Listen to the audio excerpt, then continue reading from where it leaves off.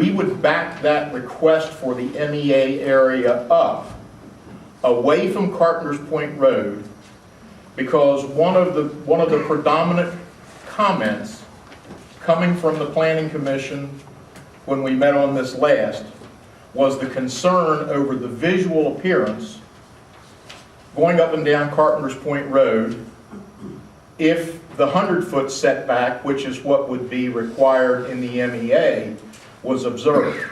So with this zoning line movement back deeper into the property and thereby creating this split zone, we would in effect be preserving more of the road frontage, where in the M2 area there would be no mining activities because mining activities simply are not permitted in the M2 district. Just withdrew from your consideration tonight.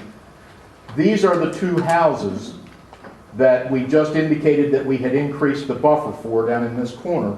And then as you can see, there are relatively few houses, and this of course is the area on the other side of the railroad tracks, which is... I work for York Building Products, and obviously I'm in favor of this.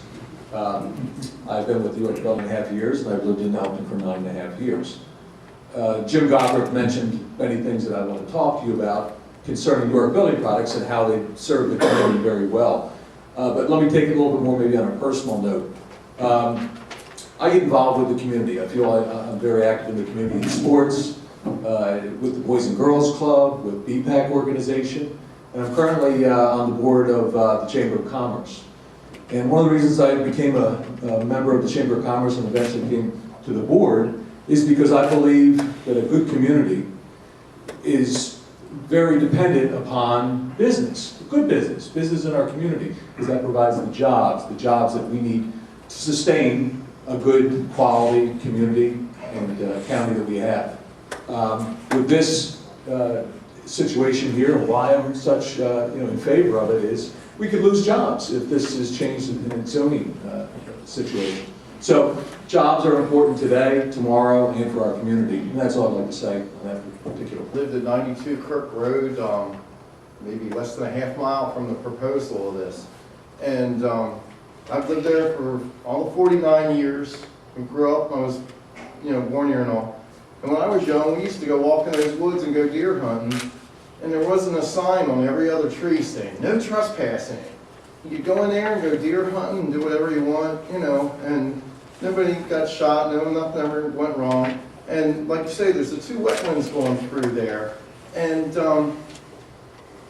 if it's anything like what it looks like over on Mountain Hill Road, I mean, that's not mineral extraction, that's a pit.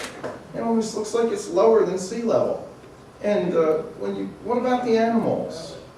And the wildlife and stuff, are they supposed to just run here and there?